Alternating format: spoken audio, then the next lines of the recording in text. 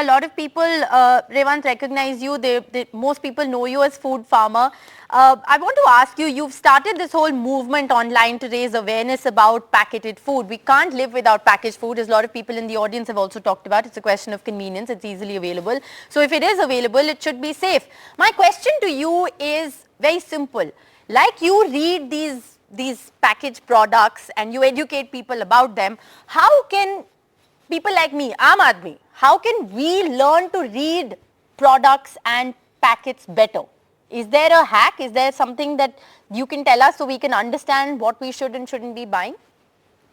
Yeah, so I can give you like quick 3-4 pointers and it will be helpful for everyone. Okay. The biggest mistake all of us make is that we only look at the front of pack while buying, and most companies will only highlight their best quality. So they'll say vitamin C, high-end protein, but they won't give you the whole picture. If you want the whole picture, you have to turn around the pack and look at the back of the pack.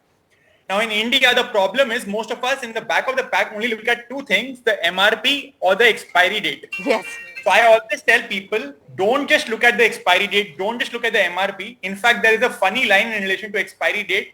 The longer the expiry date, the sooner our expiry date.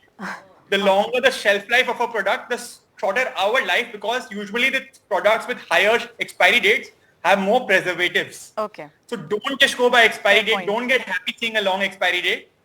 What you should look at instead of the expiry date, instead of the MRP, is the ingredient list and the nutrition label. Okay. So specifically in relation to the ingredient lists are listed in order of weight. So the first ingredient is the one which is highest by volume, followed by the second which is highest by weight, followed by the third. So if you see sugar or maida in the first 3 to 5 ingredients, you should not have way too much of it. You should have it once in a month, twice in a month. In moderation, let's be fair. Exactly. Yes. Don't have it every day. But the problem is that every single biscuit that we consume has sugar and maida in the first 2 ingredients. Yes.